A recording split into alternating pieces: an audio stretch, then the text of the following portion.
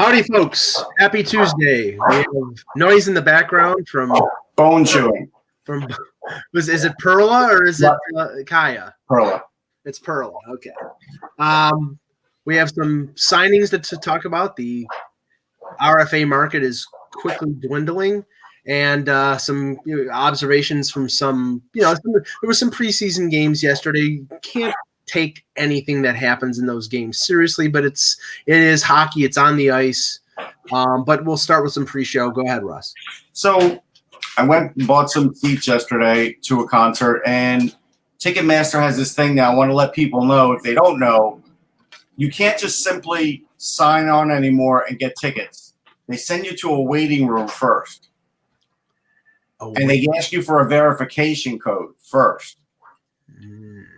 So I did that. Is this a solution for the bots?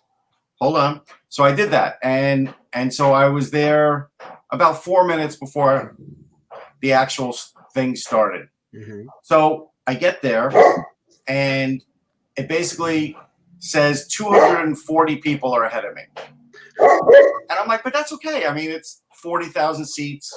I understand that, there was a pre-sale at 10, and then there's seats held for Amex and for a whole bunch of outlets. Like, there's like 3 or 4 different codes that get held for a few days before they have a public sale, which, again, that's what we're in right now, right? Internet pre-sale, MasterCard pre-sale, American Express pre-sale, all these hoops and bullshit. Oops, sorry. Where back in the old days, you used to just get a wristband and wait online, or you paid someone to get a wristband and wait online. Either way. So now I get in there, and, it's saying 200 people, 180, it gets down to like 11. I go in there, and it goes sold out. And it was like 7 minutes. But I was like, wait, this doesn't even make sense, because this is a baseball stadium. There's no way they sold out in 7 minutes. This is for like the Hella Mega Tour with Green Day and Weezer and Fall Out Boy. And I'm like, they're not that popular. So something's wrong, right?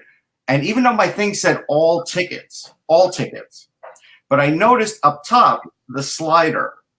And I'm like, all right, you know what? I'm going to use the slider, even though I had the thing checked for all tickets. The money slider. The money slider. And so I put the money slider on like $80, and then lo and behold, it found seats. And so I bought, I had a choice of a couple areas, and then I bought the seats. But I saw the bots swallow up all the cheap tickets. Yes. They were all gone within 7 minutes. That is the key here, because they were like $30 tickets. I wasn't buying them anyhow. Right. But it just happened to be what the slider defaults to, right? But again, don't put it on all tickets, because it doesn't show you all tickets, even though it thinks you are, and you could be losing time. And then the other thing is, those bot tickets, right, that were like $30 tickets now will sell for like 100. Yes. They can make a bigger profit, because they know that nobody is going to buy a $250 ticket on StubHub for $400. They're gonna just want to get in the building, and they'll pay $100 for a $55 ticket. Right.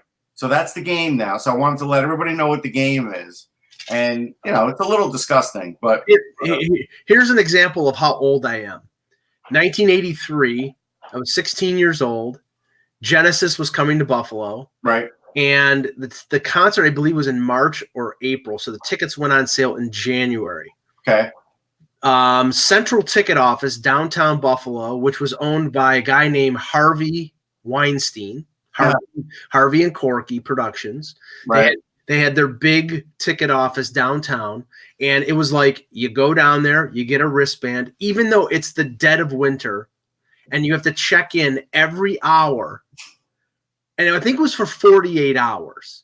There were people like living in the backs of vans. Yeah. Pitching tents out in this kind of stuff. Me, I went there like 1 o'clock in the morning for the tickets going on sale at 9 o'clock the next morning. And I'm 16 years old, and I almost died of exposure. But I got tickets.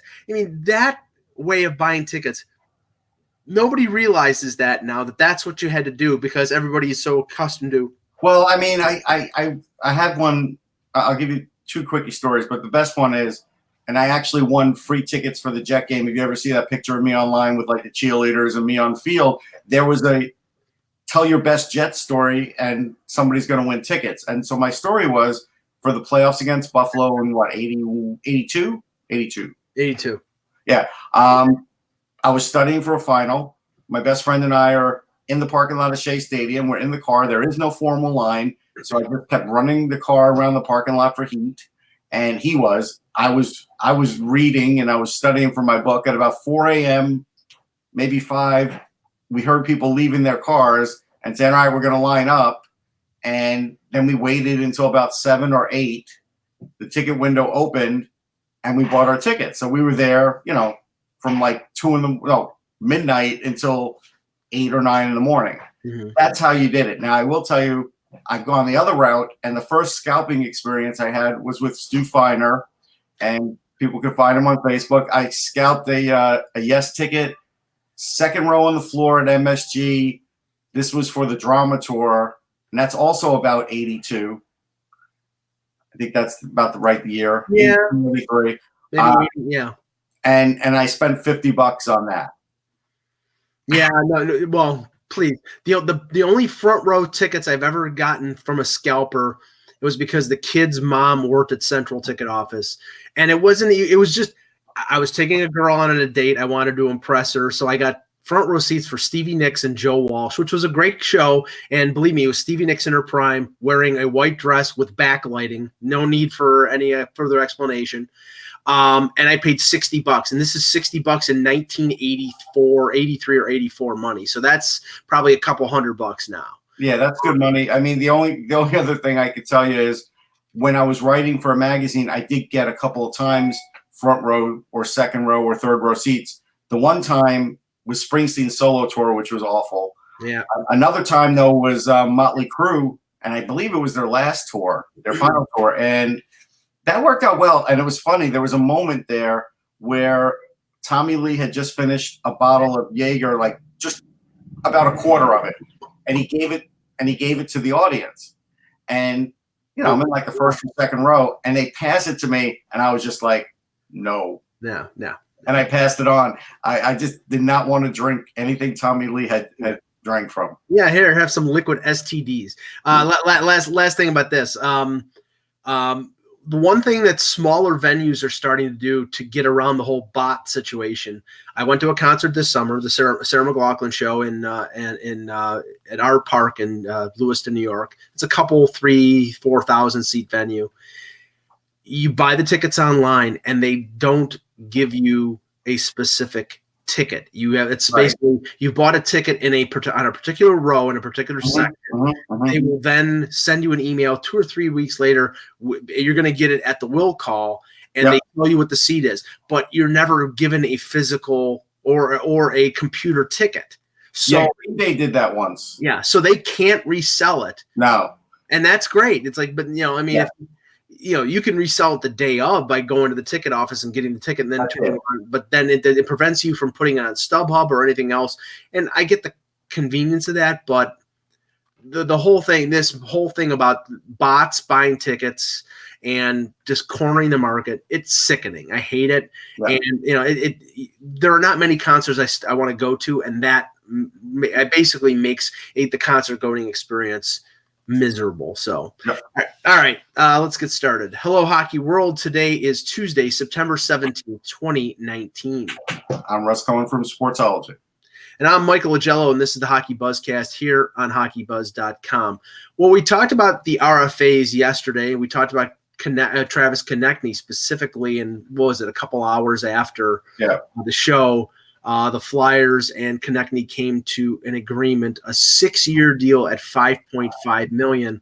And Russ, when I first saw that, I sort of giggled because they went through all this, and in the end, they didn't get the bridge. They didn't get him at a figure that I think is. I mean, I think he's a talented player. I like him, but I don't think he's a $5.5 million player. He's not a center. He's a winger, and I think it's an overpayment. Yeah, I scoffed because online I saw the Bo Horvat connection. Like, yeah, they're related and they have the same contract, but one is a center that plays 20 minutes and has 54% face-off and has a .59 points per game in his career, and then Konechny's about .56 with, doesn't take face-offs and plays about 15 minutes. So there's a big difference between the two, even though the salaries are the same or similar. So I look at it, and from what I found out, that Fletcher didn't want a bridge deal, and that's fine. So when you're buying UFA years, we talked about it, yada, yada, you pay more. They've been paying more, the Flyers, on the last 3 or 4 players. So either this is going to work out spectacularly, having all these guys, locked up, or they're going to have a situation in a couple of years. And look, there's 3 years left on Claude Giroux's deal. You don't have to look into the looking glass very long. If you can't trade Jake Voracek in a couple of years, when you're going to have to pay Carter Hart, somebody's going to get dealt. Yeah, I'm looking at their structure right now. It's Giroux at 8.275 for 2 more years after this year. Right. Voracek is 4 more years after this year at 8.25. They just signed Kevin Hayes for 7 years, 7.1. Van Riemsdyk 3 more years after this year at 7. So yeah, and then of course Konechny and Couturier, and then it drops off there. But you're talking 6 players making over $4.3 million. Arguably, your best one is the one making the least, which is Couturier. And I mean, that's a lot. That's a lot of cap space for. But he's gonna. They won't trade Couturier, obviously. No. I'm not saying that they should. I'm just saying. Yeah. I'm just saying it's ironic that arguably the best one of the 6. Oh, is the lowest salary. I got you. The lowest salary. Yeah, that's probably the best bargain in hockey right now. Possibly. But the point is that, I mean, the Flyers, people were saying, well, the Leafs have locked themselves into a situation with 3 $10+ million players. Well, you've got 4 players making over $7 million, and this is a non-playoff team. At least it was last year. Yeah, it's a tough situation. They have about a 2 to 3 year window, depending on, like I said, what they have to pay Hart and how long they can hold on to Giroux and or Voracek. So that's the window. I mean, that's what you're looking at. And then they'll have a little bit of a reset with these younger players because they're not all going to kick in right away. It's just not going to happen. You hope that it does, but it never does. And so we'll see how much better they are this year. I mean, that's a big thing. When you were talking about preseason, I was at the preseason game yesterday. And the biggest thing that I saw, and I wrote about it on Sportsology, is when you have players that are going up against a Trotz system, it is culture shock. And they just smother the life out of you. And they played, a couple of their regulars, but not many, but they all still follow the system. They played Mayfield and Hickey, even though Hickey's on the maybe not going to make the team kind of list now. And I got to tell you, guys like Farabee had trouble, Ratcliffe had trouble, and, Farabee was good enough to admit it after the game. It's a tough thing, and this is where you have to wonder sometimes, is it worth pushing a guy to the NHL because you have a spot?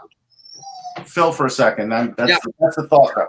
No, I mean, I look at the Flyers, and I mean, you've got a bunch of young players right now, Farabee, Frost, young defensemen, and there's a time frame here. I mean, with Farabee and Frost, they're just entering the first year of their entry level contracts, so they can afford to put them down in the American Hockey League and allow them to mature. But some of the defensemen, I mean, how many years does Philip Myers have before he's not waiver exempt? I mean, the clock is ticking on some of those players where they have to get them in the NHL or risk losing them on waivers, or they're in a situation where they're keeping them as 7th or 8th defenseman because they can't clear waivers, and then they don't give it. Well, that's why they have Braun and Niskanen on short-term deals. But again, both of them are getting paid a pretty dollar now. Right.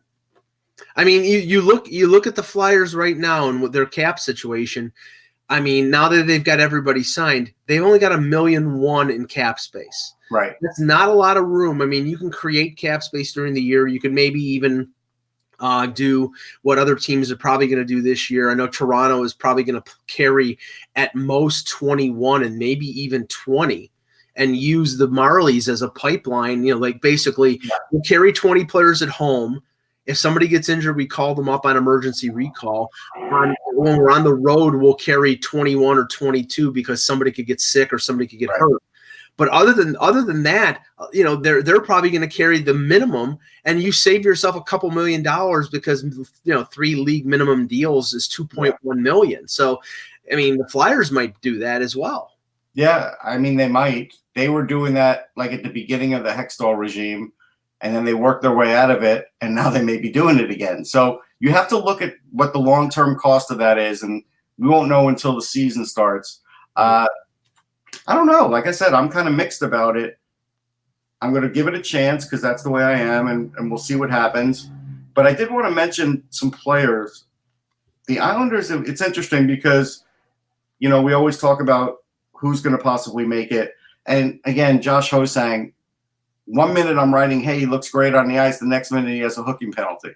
Like if he doesn't have discipline playing in a Trotz system, they're going to trade him. Like, they probably would even trade him early in this season if they see at the end of preseason that he's the same old Josh Ho-Sang. So he's probably got to the end of preseason. He might not even have more than 2 or 3 games. I don't know if he has that long a leash to see what he can do. And so that's one guy where it's kind of interesting. But Grant Hutton is a guy who is a 6'3" defenseman, played for Miami University, and he was surprisingly good on the power play. I had seen him in college. He had a little bit of offensive ability for sure. He was a captain on the team. Mm-hmm. This guy looked good. He had an assist in the game. That's the kind of players now. You to get those guys, if you could bring them into a system like Trotz has to offset some of the higher salary guys, you're doing pretty good. And then a guy you're familiar with, who I basically deemed preseason, I think will make the team, Otto Koivula, looks faster than he was, and he's already a 6'4" guy who could bring the puck up the ice when he needs to. Like, he's not that kind of forward that has to just be in front of the net. So I think they would be smart to start the season with him. And on the Flyer side, go read the thing, but actually one of their better players was Zamula, Igor Zamula, a defenseman. So, and I don't think he is close to being slated for the team, and that's why in first preseason game, all you say is, hey, he looked good, and you move on. I would be genuinely shocked if Josh Ho-Sang stays with the Islanders past this season, past deadline this season, because it just doesn't seem that he's a fit. I mean, his personality and his joie de vivre, if you want to say, does not fit with does not conform with Lou Lamoriello, and that's fire and gasoline. Yeah, but I think at this point he's playing for assets. Right. I agree with you that he's probably not in the plans, but I think teams need to see him to see if they want him. Right. I agree. Now, a couple other signings. Brock Besser accepts a 3-year bridge deal with the Canucks at $5.875 million. Like most of the bridge deals that have been signed, the third year is $7.5 million. So he goes into arbitration after 3 years with the qualifying offer being over $8 million. Because the final year is 7.5, so it would be $8.25 million qualifying offer. Now you look at the depth chart, you look at the breakdown with the Canucks.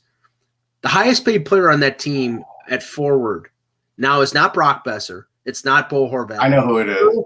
Freaking Louis Eriksson. And if that's not a statement on, I give Jim Benning a ton of credit for his eye for talent, for drafting Besser, for drafting Quinn Hughes, for drafting Elias Pettersson. But he has been an unmitigated disaster when it comes to free agent signings and guys like Louis Eriksson, and to a lesser extent the Antoine Roussel's and those types of middle of the road players. He has struck out on almost every one of them. Here's the thing, though, and this is where I give him a little rope. We know how the Aquilinos are. They get in the GM's ear in the offseason, and they want certain things done. And GMs they're beholden to their ownership. So I think in those cases, he was doing what he felt would keep ownership happy, and then what he's doing with the drafting and everything else is keeping it all together and balancing it out.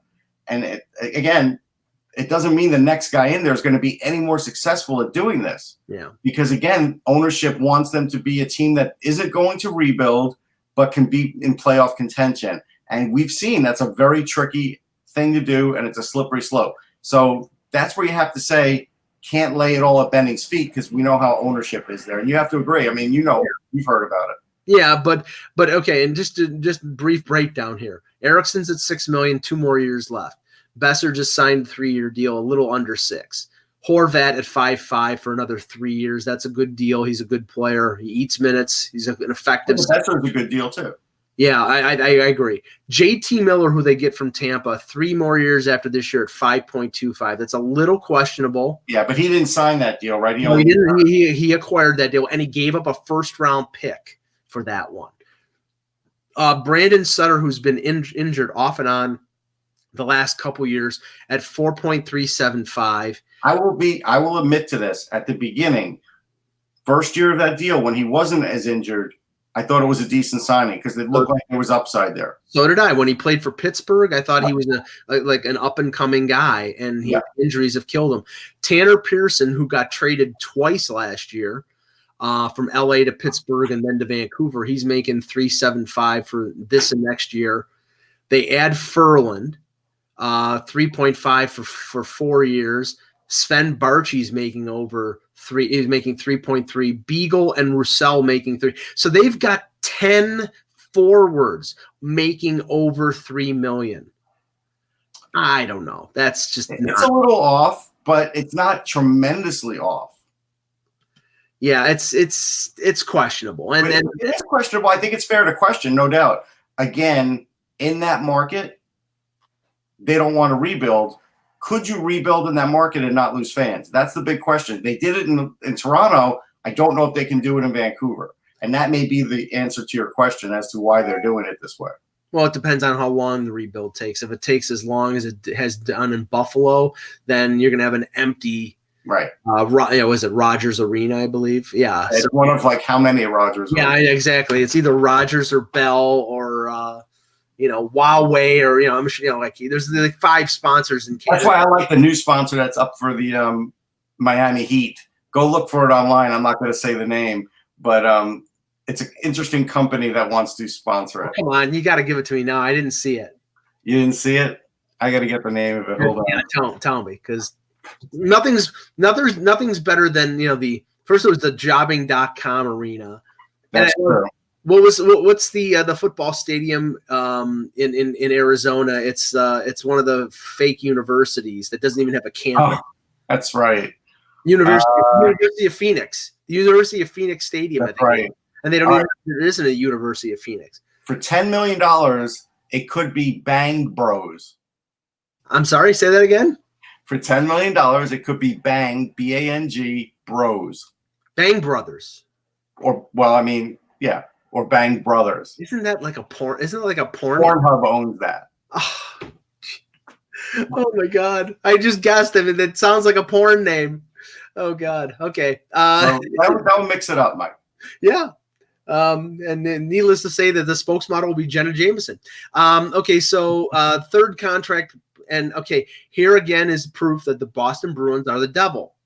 Brandon Carlo and Charlie McAvoy, both RFAs. They get McAvoy on a 3-year bridge. Now, I know he didn't have a ton of leverage like other restricted free agents like Werenski and Provorov did, but they get him for 3 years at $4.9 million, which is under Werenski, which is very reasonable for as good a player as McAvoy is. He's probably their number 1 defenseman right now. As Chara is up there and he's slipping. Brandon Carlo is not an offensive juggernaut. He's not going to score a ton of points, but he had a good year last year. He's on their second pairing. Other teams probably would have ended up paying in the $3.5 to $4 million range. The Bruins get him a 2.85 for 2 years. I mean, again, the Bruins are the devil. Well, the Bruins were just at the Stanley Cup, and they had to wait to pay Carlo, which is what we thought would happen after McAvoy. Look, McAvoy's dad's a plumber, right? So he gets all that work for free. So maybe that's why he took less on his contract, because on his new house there, at least his plumbing is covered. I don't know. Maybe they got Brandon Carlo a walk-up real cheap. I don't know what they do, but they certainly know how to negotiate and get good deals. But the McAvoy one we talked about, that was one where they played that to the letter of the CBA. Maybe Jeremy Jacobs has something to do with that because he had something to do with writing the CBA. Maybe this is a big reason why they have contracts under control. We could, can you not draw that correlation? I could. Yeah, and I'm going to write about it a little later this afternoon, and just putting it in contrast between two teams in the same division, two teams that have faced each other in the last couple of years in the playoffs, where you have the Leafs not getting any kind of hometown discount, but paying a player what they're worth, or maybe even more than they're worth, in Marner, Tavares, and Matthews, all over $10 million. And then you look at Finger, they paid more than he was worth. That's for sure. Right. And then the Bruins getting Bergeron, Marchand, and Pasternak all under $7 million. Maybe they overpaid a little bit on Krejci, but that contract is they overpaid a lot on Krejci. Right. But at least the last couple of years they got value on it, Russ. He has played. Let's also balance this out. They way overpaid on Backes. Like, not every contract's a hit for them. Right. I mean, Backes was UFA in a bad UFA year. Well, but whatever. But they paid the price, right? They did. But so now, okay, if you look at Cap Friendly today, there are 8 restricted free agents. The big names, there's Anthony DeAngelo, there's Honka, there's Saku Menalainen from Carolina. Oh, yeah. But the big 5 are Rantanen, Point, Kachuk, Laine, and Connor. There was a report today, Eck posted it on his blog, that Rantanen is joining Laine in Switzerland. Now, I don't know if they're just skating with SC. Skating with them. That's all they're doing. Yeah, they're not signing contracts. I don't know. They're with them. The club goes, hey, here's a jersey. Go out there, have fun. Yeah, I don't know. I don't know what the big deal is. It's like, if they're not in camp, you actually probably want them going somewhere to skate. You would. You just don't want them to get injured. Right. And if they're practicing, the likelihood of them getting – listen, I'm going to tell you something. I was at practice the other day, and when they have drills and guys are shooting on the right and guys are lined up by the net on the lower left, and they're blasting shots that are blasting off the back glass and everything, guys were ducking. It's a miracle that guys don't come out hurt every practice. So never say never. Right. Just to touch on this, because we talked about it yesterday, and I said this, and it was confirmed to a point by Mike. It's gospel, right? Yeah, there you go. It was confirmed in some way by Mike Russo of The Athletic, because when the report came out yesterday about offer sheets to Mitch Marner, the Minnesota was one of the teams, and X said, no, I've been told that's not the case.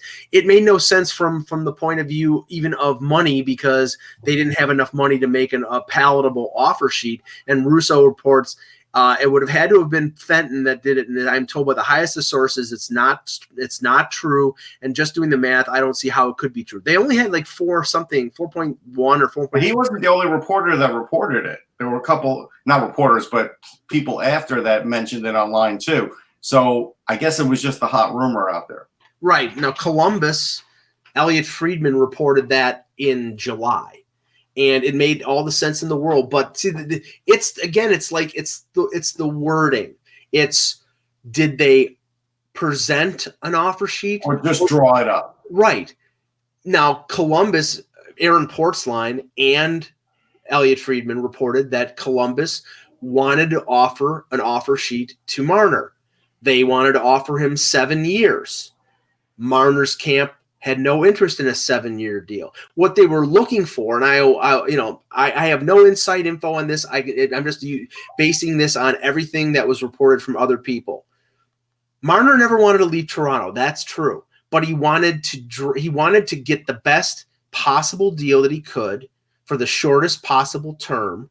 And if he could have suckered in somebody to sign him to a 5-year offer sheet that the Leafs would have matched, that would have been the perfect scenario for him. So all this stuff about he wanted to be a Leaf, yeah, in part that's true, but he also wanted a deal better than 6 years. So He wanted his cake and he wanted to eat it too. Yeah. And in the end, he didn't get that because he gave up an extra year, 6 years, and the Leafs didn't pay him the $11 million they offered to him on a 7 or 8 year deal. It was a compromise. Poor guy. Yeah, right. But this him being magnanimous and saying, "Oh, I wanted to be a Leaf." No, you wanted to be a Leaf, but you wanted to make the most money at being. The struggle is real. Right. There's nothing wrong with that, but don't after the fact say, "Oh, I never intended to leave Toronto." Baloney. If you would have left Toronto if somebody had offered you like Connor McDavid money. That's true. Yeah. So that's always the truth of any player. Right. Exactly. Okay, we'll touch on a couple teams in our team previews today. Start with the Columbus Blue Jackets. Now, we know Columbus got in on the final weekend of the season. I think I can be critical in hindsight because I was critical at the time.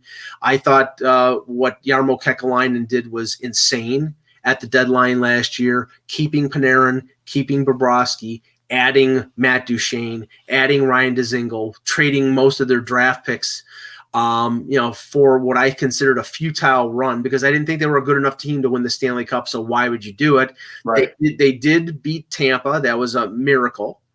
And then lost to Boston in the second round. They had a good team. They didn't have a great team. Now, Duchene's gone, Dzingel's gone, Bobrovsky and Panarin are gone. And what you have left. And I feel for John Tortorella because John Tortorella, if they fall behind badly, might end up being the scapegoat.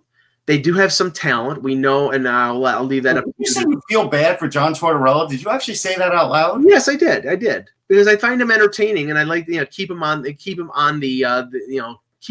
in the lexicon of the NHL, and I enjoy his. You want him there for your amusement. You don't want him there for any other reason. This isn't a magnanimous thing on your part. This is for selfish Mike. Sure, of course. I'm a selfish bastard. What can I say? No, but I'm just saying that he is going to be the one that takes the brunt of this because I don't think they're going to be as good. I don't think they're going to be a playoff team. Now you have a questionable tandem of Korpisalo and Elvis. Your defense was untouched, so you're bringing back Savard and Seth Jones and newly re-signed Werenski. Up front, they have some young guys, and I'll let you talk about them. But now all of a sudden, your number one is Pierre-Luc Dubois, and things drop off without Panarin, without Duchene, without Dzingel. It's going to be a struggle for this team, Russ. Yeah, I guess Wemberg goes back to being a center, right? And he had a horrible year last year. But, maybe he'll pick it back up this year. I mean, he has some ability. I felt like he was rushed a little bit, and I think now we saw that was probably the case. So I think that'll come back. Emil Benstrom, I really do think is going to score 20 goals.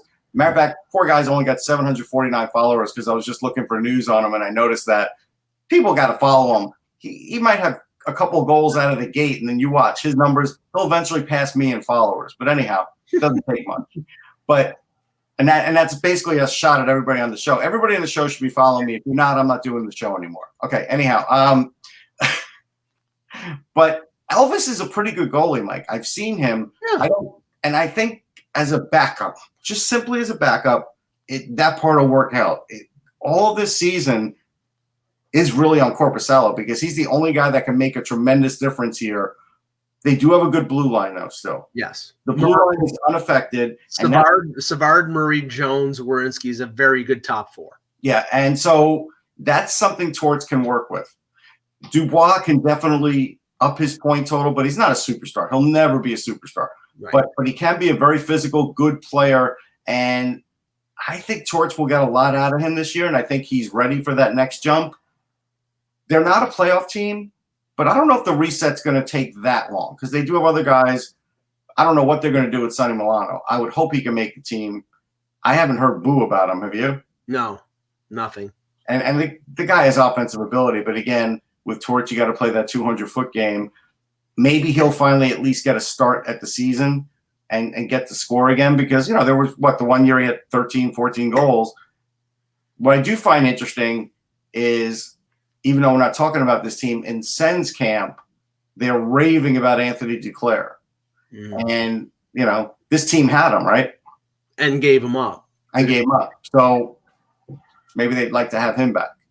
Well, I mean, there's no room for error with the Jackets this year. Meaning Cam Atkinson's got to keep up his offensive totals. They probably need, more of production out of Nick Foligno, who's been consistent. They signed a good player. He's a good player, solid player. I have no problems with him. A good second line right winger. If he scores 20 to 25 goals, that's all you can really ask for. They signed Gustav Nyquist, who was really good for San Jose after they acquired him from Detroit, and pretty good in the playoffs. I know I had him in a fantasy league. Wenberg has got to bounce back. Boone Jenner was sort of up and down last year. They're going to need better. Yeah, they're going to need Bjorkstrand, Josh Anderson to really step up. It's a lot. Like these guys that we're all talking about, if they all score 20, they might be able to get by. What's the odds they're all going to do that, though? That's what you have to look at. And the one benefit that they do have is because everybody left, they have tons of cap space. They have over $10 million in cap space. So if they can stick in the race, they're going to be one of these teams that could take on rentals. That's true. That's true. And that may work to their benefit. So if you're them, that's actually the game plan probably. Right. But, you don't have a ton of draft picks to trade for those rentals. No. And they have prospects. They still have prospects. Right. Now, Colorado, this is one of the more talented teams in the league. Now we know that Rantanen is what was it like in Colorado 2 years ago when everybody was pitchforking and looking for Joe Sakic, knocking on the door, looking for Joe Sakic? Joe Sakic turned around his reputation with one trade, with the Duchesne deal. He waited and waited and waited and got the best possible deal, and it turned that team around. Now, Rantanen is holding out, it's a contract impasse. So it's a holdout, right? But this is a team that, with not a great amount of forward depth, got to the second round of the playoffs. Won in the first round, played San Jose in the second round. I think what they had to consider last year a very successful year. They've got one of the best young forwards in hockey in McKinnon. Landeskog is a good player. They signed Donskoy, got Burakovsky in a trade from Washington, added Belmar, and acquired Kadri in the deal for Tyson Barrie and Kerfoot. Defensively, well, let's talk about that for a minute, because while getting Kadri is massive for him, Kerfoot was a real good player for them. Yes. And he did a lot of different things. So you got a real good player. You gave up one. Kadri's certainly better. But that's, they gave up some things there. They gave up some ability there. It's funny because you look at that deal, and everybody's assuming right now that Barrie is basically a 1-year rental. Right. So essentially the deal is Kadri for Kerfoot after this year. Right. That's not a bad deal for Toronto, even after that, because Kerfoot is a good young forward. He's fast. He's smart. He's going to fit in perfectly as a third-line center. Plays on the power play, plays on a penalty kill if you want him to. Yeah, and they got him signed for 4 years at under $4 million. So, after paying Tavares and Matthews, you don't need a $4.5 million third-line center. Well, you got to remember, with all the ability and toughness that Kadri brings and cheap shotness, yes, his next one will probably get him like a 20-game suspension. Right. Especially if he does it to somebody like McDavid, which, everybody talks, oh my God, Colorado matching up against Edmonton, and, they're in the same division. But if there's a playoff, Kadri will get underneath McDavid's skin. I'm like, all right, let's talk about that for a minute. Certainly Kadri can match up against McDavid. Is that really the worry, though? McDavid's going to get his points anyhow. When you're playing Edmonton, they've got to do a lot more to worry a team like Colorado these days, because they have to worry about matching up against McKinnon. Right. Well, I think the biggest problem for the Avalanche last year was the fact that they had that one line and nothing else. That and the goaltending, because Varlamov was great for a long period, and then all of a sudden he wasn't, and then he went to Grubauer, right? So, right, and now uncertainty, I think, hurt him too a little. And now it's all on Grubauer. Right now, in terms of their depth chart, their number 2 goalie is Pavel Francouz. who I don't even know anything about. I don't know anything about them. Yeah, I mean they have other goaltenders in the system, and maybe they're going to be one of these teams that goes out. Maybe maybe Louis Domingue is going to end up with Colorado because he's like a third. Or Michael Neuvirth. Or Michael Neuvirth. But I think Sakic went pretty far in terms of increasing the depth of that team at forward. They add Donskoy, they add Burakovsky, Belmar. They took a flyer on Valerie Nikushkin, which might not turn out to be anything. But the Burakovsky is going to turn out. Yeah, that's a good one. So ideally, what they could do is maybe split up that big line and put Rantanen or Landeskog on the second line with Kadri, and diversify your offense a little bit, and then you have guys like Comfer and Calvert, who I think are good depth forwards, third or fourth line. I mean, if you look at this team, the fact that they have Kadri and Comfer, those are two really good centers that not only can score, but could also shut down guys and win faceoffs. But I think the greatest improvement here is their blue line. Yeah. Because, now you have they extended Sam Girard for 7 years. Cale Makar comes in at the end of the year and plays very well in the playoffs. Now they traded Barry, but they have Johnson, they have Ian Cole, Zadorov, I think he'll never be an offensive defenseman, but he's big and tough and mean. And they have Byram, who they drafted, who probably won't make the team, but he's probably a year away. I mean, this is a team I can see in that Central Division. I can see them making the playoffs as a wild card or being in the top three, but they're going to be scary. As soon as they get Rantanen signed, they're going to be scary for years. Oh no, this team is building, man. And we didn't even talk about, you mentioned Byram, and they're pushing to have him make the team. So, which, I mean, okay. And that would be very interesting if they have him and Makar. Now, Makar's only got 2 years left. He burned the first year of his ELC, so they would turn RFA in different years. And the concern about Sakic, one of the things he wants to hold the line on with Rantanen is to basically maintain the salary structure with Colorado, because you're going to have McKinnon, you're going to have Byram, you're going to have Makar. They're all going to come up for new contracts within three or 4 years.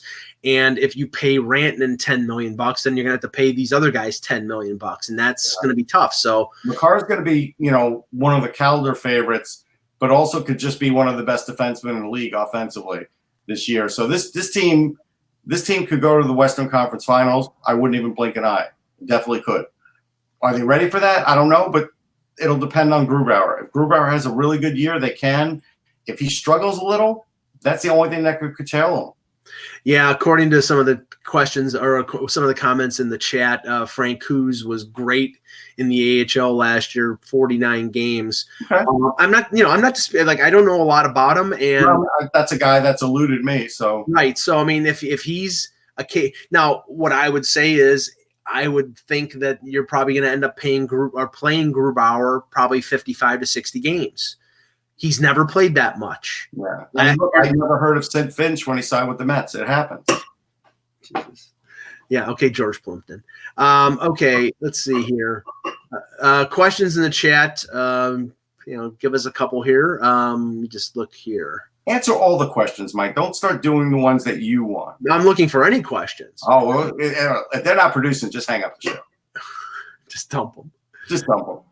Let's see here. Yeah. Yes, we know Kerfoot was a center at Harvard. Yeah, I covered him for 4 years. I think he was there for 4 years. Yeah. Svechnikov. Now this is Svechnikov for Detroit. Oh, wait, you don't even put the question up anymore? No. I haven't seen a question. These are just comments. I'm just filling here, Russ. Thomas Boyle said he had news to report, and he says Svechnikov always says that. Yeah, to play his first game since last year's preseason. Young forward coming off ACL surgery. Let me just ask you, because he is the brother of Andrei Svechnikov, and that the younger one is very impressive. Has the time passed for Evgeny Svechnikov in terms of being a prospect? Yeah, he could just be a mucker in the league. That's it. Okay, Steve James says, Mike, looking forward to seeing what Sandin and Lydgren do in the preseason. Do you think if they play well, the Leafs could use them as their third pairing with a veteran as the seventh to put in on off nights? Okay, first Sandin, no. I think unless he stands on his head and he's clearly the best defenseman in preseason, he's starting the year with the Marlies. I think the main factor there is unless maybe they call him up in January after the 40 game mark has passed, because less than 40 games, they don't burn a year of UFA toward UFA. But I think that they really, unless he's just leaps and bounds above everybody else, they don't want to burn his first year of entry level. Next year he'll be ready. He had a great 40 some odd games with the Marlies last year. He played really well in the playoffs. He's not strong enough yet. He's got the hockey sense. He's got the skill. They're very high in him, but he's young enough to play for Sweden in the World Juniors again. So are they going to rush him? No. Liljegren, I think, has a good chance because he's a righty. He's 20 years old. He played against tougher competition in the AHL. What's that? He's physically developed. Yeah, he's stronger. But the thing is, this is the thing you have to consider when it comes to the Leafs. They're going to play Barry, Ceci, Muzzin, Riley probably all over 20 minutes a night. So you're talking about your third pairing playing about 12, 14 minutes a night. Who's that third pairing, Mike? Who's going to be on that third pairing? Right now, well, then this is again you fall back to the comfort zone of Mike Babcock. Mm-hmm. So make sure you stock up on your Pepto-Bismol, your Imodium, and everything that you get for a sour stomach, because I think the bottom pairing is going to be Martin Marincin on the left side and probably somebody like Jordan Schmaltz on the right. Yeah, Marincin's a mainstay for the blue and white. Well, I think Babcock's there. Marincin will be on the blue line early on because he can kill penalties, but he can't do anything else. He's hideous. And I don't care what the analytics people say. They're wrong. He sucks. But if he can kill penalties, that's going to be the consideration, that he can do that. We'll play the Marincin drinking game on Twitter with Mike, because he will tweet about him. Yeah, I will be drinking every time I see Martin Marincin on the ice, unless I'm in the press. But you know what? The interesting thing in hockey is everybody picks on their third pair. Most teams, most fans end up picking on the third pair because, that's why they're on the third pair, because they're the one most susceptible to giving up points and goals. And no matter how good a team you are, your third pair is, going to do that from time to time. So Marincin, yeah, I get it. He's not great. Jerkball TO, love the name.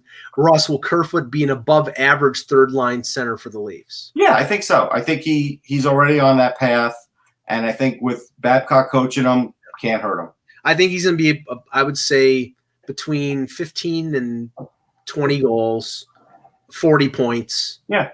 And that's, if you get that out of your third line. Good, tough brand, annoying hockey. Yeah. He was taught by Ted Donato. He's had good coaching all along. Yeah. Okay. Daniel Myers, who will the Flyers' top 6 defensemen be?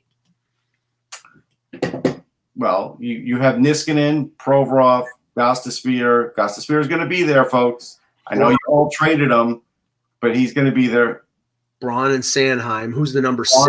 And Sanheim. And then Hogg. I mean, Hogg right now seems to be the odd man out from the fans' perspective, but Philippe Myers did not look great yesterday, so he needs to actually earn his spot before they just give it to him, even though everybody's assuming. So right now, so how many do we name? Do we name? That's 6. If Hogg is the 6. So, and then most likely you'll have Myers. So maybe Myers and Hogg are going to be rotating in and out, because it doesn't look like the Flyers are making a deal anytime soon. Mm-hmm. It looked earlier like maybe they were going to do something with Gostisbehere, but now I think AV likes him and wants to use him first before he trades him, and I don't blame him one bit, because if Gostisbehere shows what he was 2 years ago, then you wouldn't trade him. So right now, I think that's what you're looking at. Sam Moren's not going to even be up with the club. Bardicus one. And I don't mean all year. I just mean to start. Right. Bardicus one asks, is Kyle Connor close to signing as like X suggests? Well, I mean, based on the way the number of RFAs have been dropping like flies, I would say I think they're all close. Yeah. I think the one that is the least close right now, based on the last public announcement of an offer, is Braden Point, which is strange because Braden We all had that pegged as an early one too.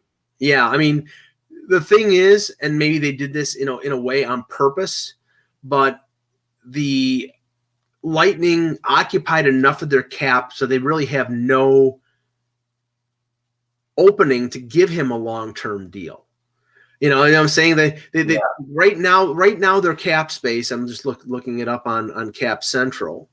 They have 8.4 million in cap space. That would be probably good enough to sign him to a 4 or 5 year deal, but he probably wants a shorter deal, but he probably wants more than 5.7, which was the last reported offer. You know what the interesting thing is? They're the one team that if they don't start the season with him, it doesn't kill them. Right. They have so much depth, and that's why they have the leverage. Whereas Calgary, they have very little leverage with Tkachuk. They need him in the worst way. Yeah, they're not loaded. I mean, it's not going to kill them to move Tyler Johnson up to number 2, which he has played off and on, and then maybe Cirelli as the third line guy.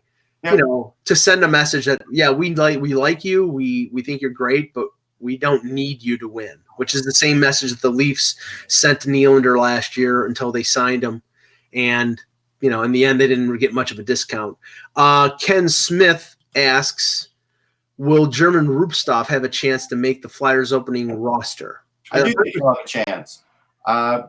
I think if you go to sportsology.com, you could read what I wrote about German Rupstov yesterday, but I do think he has a chance. He showed well. He's playing again tonight. So if he stays healthy, right now he looks pretty good, man. Funky asks, Wings playing 9 preseason games, too many? I think 8's too many, and that's what the Leafs have played the last 5-6 years. I think it should be like something like 5 or 6, but this is money making for these teams. I mean, Buffalo and Pittsburgh played at Penn State yesterday. The Leafs are playing at Mile One Arena in St. John's. Most of the early preseason games are split squad games in third venues. Not home, not away, because they know that the fan bases won't pay for half of the Rochester Amerks and half of the Sabres or half of the Marlies and Leafs. Later on in the preseason, then you're going to get closer to a full roster. I just think 8's too many, but It's a lot, but we're also seeing how players not playing in like the NFL preseason, and they don't have rules to who you can play and who you can't play, where it has hurt some players at the start of the season and has hurt their product. At least the NHL is upfront about it and says, hey, you only have to play 8 guys, but as you see, you could whittle it down to like 5 if the other team's in compliance with you.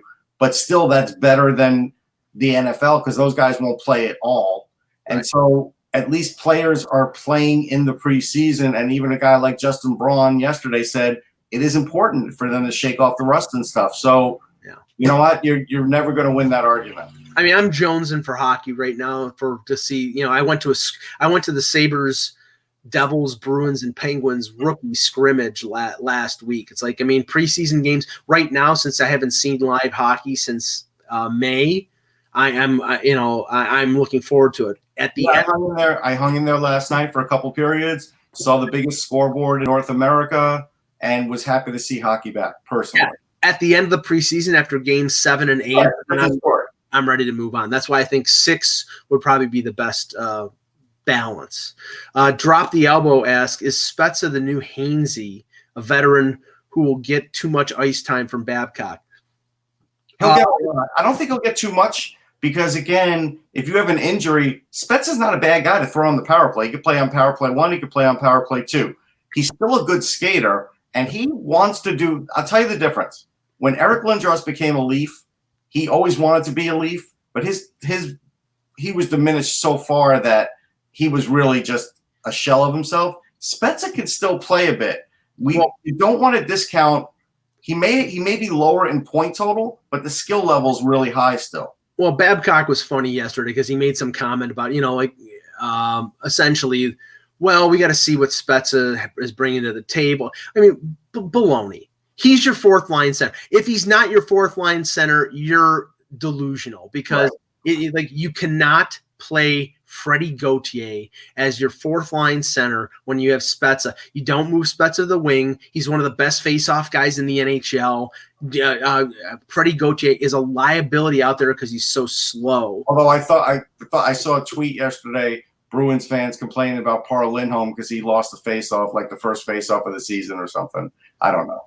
Yeah. Okay. Well, he'll win more than his share of face-off. I think he lost it against Jack Hughes. Did they play New Jersey yesterday? I'm not sure. I think they did.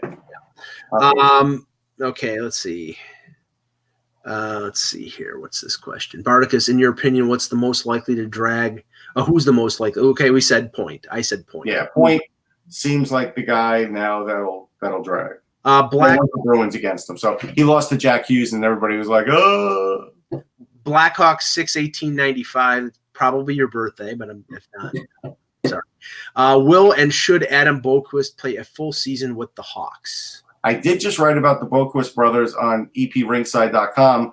You can check that out with a free trial. But what I'll tell you is I think he's really close. I think if they want to do it, they can because they have veterans there and they could shield him a little bit. I think if they do that, he's massively offensively talented and really a great skater. And he is good at puck retrieval. So I think there's a really good chance that he is going to start with them. But again, the Blackhawks are going to wait out the decision. I'm sure they'll probably play him for the 8-9 games and then decide. Remember, though, they've got the two veterans, Seabrook and Keith. Right. They added Mata.